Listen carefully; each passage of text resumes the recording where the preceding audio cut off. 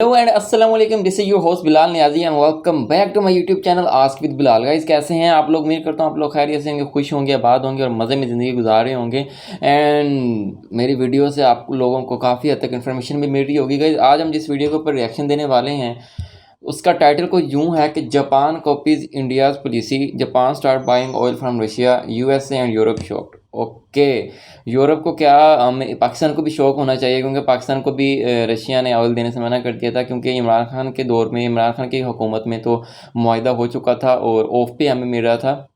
लेकिन उसके बाद इंडिया को ऑयल दिया, पाकिस्तान को इनकार कर दिया गया शहबाज शरीफ की हुकूमत में।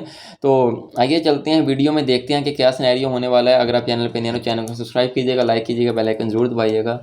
सो 3 2 1 हियर वी गो। नमस्कार and welcome you to world affairs. मैं हूं प्रशांत धवन। नाउ रिसेंटली एक बहुत ही बड़ी जियोपॉलिटिकल डेवलपमेंट हुई है। भारत की नीति से इंस्पायर होकर जापान ने भी अब रशिया से ऑयल परचेज करना स्टार्ट कर दिया है। इस सब को देखकर वॉल स्ट्रीट जर्नल, जो यूएस का मीडिया आउटलेट है, इन्होंने कहा है कि Japan breaks with US allies. जो यूएस और बाकी कंट्रीज थे, जो G7 ग्रुप के बाकी कंट्रीज थे, उनसे जापान की नीति अब टूट चुकी है। जापान ने रशियन ऑयल परचेज किया है at prices above the cap, मतलब कि $60 का जो प्राइस कैप है उससे भी ऊपर जापान ने परचेज किया है। ना इस टॉपिक को थोड़ा सा और महंगा क्यों ले रहा है? बताऊंगा कि यहाँ पर हुआ क्या है, मगर पहले ना एक ग्लोबल टाइम्स की वीडियो है जो उन्होंने शेयर करी थी, ये मैं आपके साथ शेयर करना चाहता हूँ। ना ऑब्वियसली आप में से कुछ लोग सोचोगे कि अच्छा, ग्लोबल टाइम्स जो चाइना का सरकारी मीडिया आउटलेट है उसकी वीडियो दिखाएंगे तो ज़रूर कहीं ना कहीं भारत की आलोचना हो रही होगी। यहाँ पर नहीं, ये वो वीडियो है जहाँ पर डॉक्टर अजय शंकर से यूरोप में पूछा गया था कि जो आप रशिया का ऑयल परचेज कर रहे हो तो आप बेसिकली रशिया का सपोर्ट नहीं कर रहे यूक्रेन वॉर में। और फिर जयशंकर साहब का जो जवाब था ना, वो यहाँ पे देखिएगा। और ग्लोबल टाइम्स ने भी जयशंकर साहब से इम्प्रेस होकर सेम वीडियो को इस तरीके से शेयर किया था जुलाई 18, 2022 को। यहाँ पे आप देख पाओगे ये video. War in Ukraine, whereas by purchasing this oil for national interest, India is being asked, "Are you funding this war?" Tell me, buying Russian gas is not funding the war? I mean, why is it's only Indian money and oil coming to India which funds, but it's not gas coming to Europe which funds?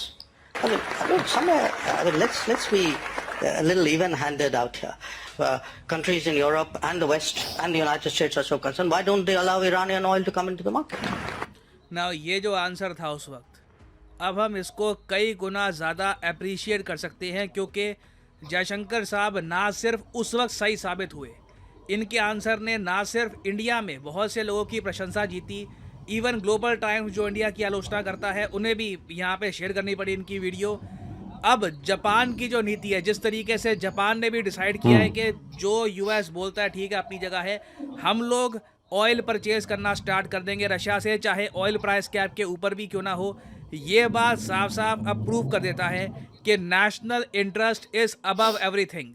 ना मुझको यहाँ पर वैसे एक बात add करनी पड़ेगी कि जो लोग भी ये न्यूज़ ट्विटर पे और जगह लिख रहे हैं कि जापान ने यूएसए को धोखा दे दिया, यूएसए को बिल्कुल पीछे छोड़ के इन्होंने रशिया से ऑयल परचेज करना स्टार्ट कर दिया है, देखिए रियलिटी ये है, इवन अमेरिकन मीडिया ने भी इसको काफ़ी हाइप कर दिया था, मगर रियलिटी ये है कि जापान ने पहले यूएसए से बात करी, यूएसए को कहा कि हमें ऑयल और नेचुरल गैस चाहिए, कनाडा से हमें कुछ हेल्प नहीं मिल रही। आप कहोगे वेट, कनाडा से क्या हेल्प नहीं मिल रही? तो इसका आंसर है हाँ, बिल्कुल।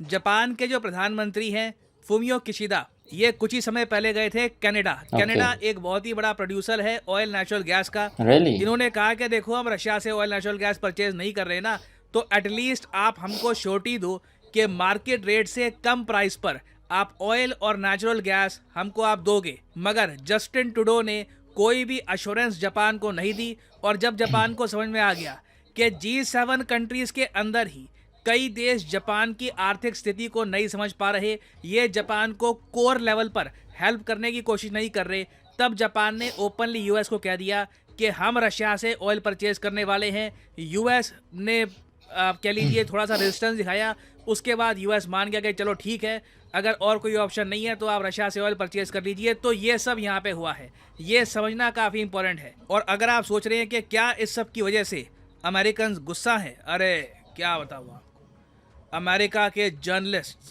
ये इस वक्त बहुत ज़्यादा गुस्सा है जापान से। अच्छा। मैं देख रहा था जहाँ भी कोई ये न्यूज़ पब्लिश कर रहा था कि जापान ने जी यूएसए की जो नीति थी उससे अलग होकर रशिया से ऑयल परचेज करना स्टार्ट कर दिया है।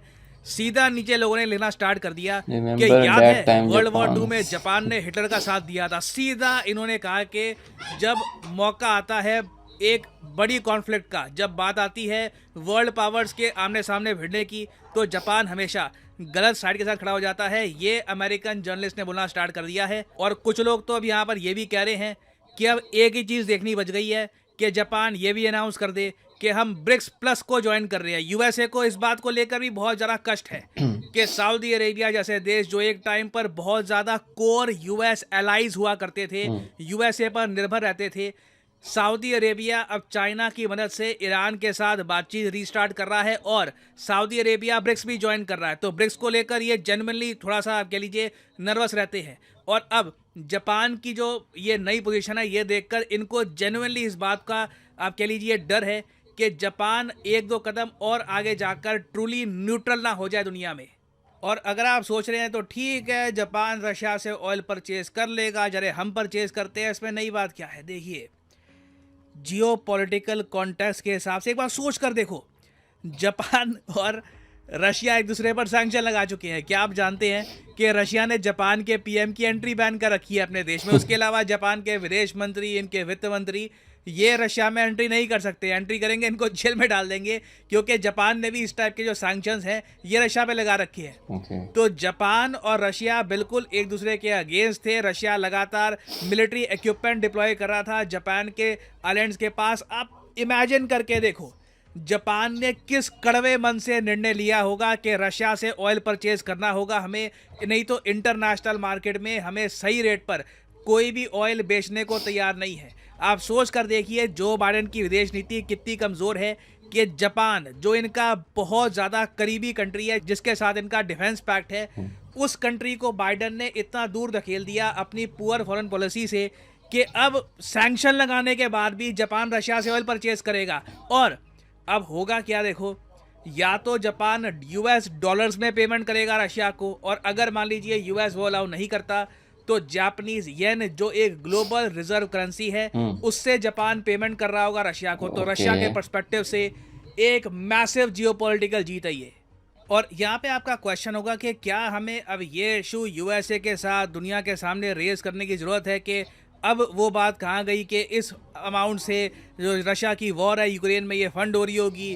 क्या यूक्रेन अब ये भी कहेगा कि जापान के जो येन हैं ये यूक्रेन के खून के बराबर है, जैसे पहले वो कमेंट करते रहे। देखो हमें कुछ करने की ज़रूरत नहीं है। अमेरिकन जर्नलिस्ट खुद कह रहे हैं कि ये जो भी हुआ है ना जापान यूएस रशिया के बीच में, इन तीनों के बीच में फ़नी बात ये है विनर सबसे बड़ा साबित हुआ है India. India is literally smiling, क्योंकि जो हमारा स्टांस था जिस पर हम बरकरार रहे ये क्लियरली दुनिया के सामने सही साबित हुआ है। और कोई बड़ी बात नहीं है, जापान के बाद कई और देश, साउथ कोरिया फॉर एग्जांपल, ये भी सोचे कि हमें अपनी इकोनॉमी के बारे में सोचना होगा। यूएस कल को हमारे लोगों को पालने नहीं आएगा, हमें ऑयल चाहिए सस्ते रेट पर, और ये भी रशिया से हो सकता है कि ऑयल परचेज करना स्टार्ट कर दे। इंडिया ने शुरुआत करी थी, जापान ने आगे मैं कहूँगा एक प्रोग्रेस दी है, और अब बाकी सब कंट्रीज फॉलो करेंगे। और फाइनली यहाँ पर मैं ये भी ऐड कर दूँ, ओके तो गाइज़ ये थी वीडियो कि इंडिया की तरफ से शुरुआत हुई कि रशिया से ऑयल लेना, और रशिया ने दिया भी, कम दामों भी दिया। उन दिनों में पाकिस्तान ने भी डिमांड की थी रशिया से, लेकिन रशिया ने मना कर दिया था। आई डोंट नो वाई कि क्या वजूहात हुई थी या किस वजह से मना किया था। अब जापान ने स्टेप लिया है तो काफ़ी चीज़ें आ रही हैं सामने के। अब पिछली हमारी जो वीडियो थी कि इटली की तरफ से कि वो ये लैंग्वेज ख़त्म कर रहे हैं इंग्लिश, और एंड नेक्स्ट ये आ रहा है कि जापान जो है कि ऑयल रशिया से ख़रीद रहा है। तो यूएसए की काफ़ी ज़्यादा चीज़ें हमें देखने को मिल रही हैं कि बदल रही हैं, कि उनकी इतनी वैल्यू नहीं रह पा रही। क्योंकि पिछले एक न्यूज़ थी कि इंडियन करेंसी में अब ट्रेड्स होंगी। काफ़ी कंट्रीज़ ने ये एहतजाज किया कि हम लोग डॉलर में नहीं, इंडियन करेंसी में हम लोग ट्रेड वगैरह करेंगे। तो इंडिया काफ़ी इस लिहाज से तरक्की कर रहा है, और जो इंडिया एक स्टेप लेता है तो काफ़ी टाइम बाद दूसरे कंट्रीज़ उसी टाइम पर आके वही स्टेप ले रहे होते हैं जो इंडिया बहुत पहले ले चुका होता है। तो इस सिनेरियो को देखते हुए आई अप्रिशिएट इंडिया, और वाकई वो इन चीज़ों में बहुत महारत हासिल कर चुका है और वाकई दिन ब दिन वो तरक्की करता नज़र आ रहा है। तो आप लोगों को क्या लगता है कमेंट सेक्शन में ज़रूर बताइएगा, और अगर वीडियो पसंद आई हो तो चैनल को सब्सक्राइब कर दीजिएगा, लाइक कर दीजिएगा, बेल आइकन ज़रूर दबाइएगा। आज के लिए इतना ही, दीजिए इजाज़त, अल्लाह हाफिज़।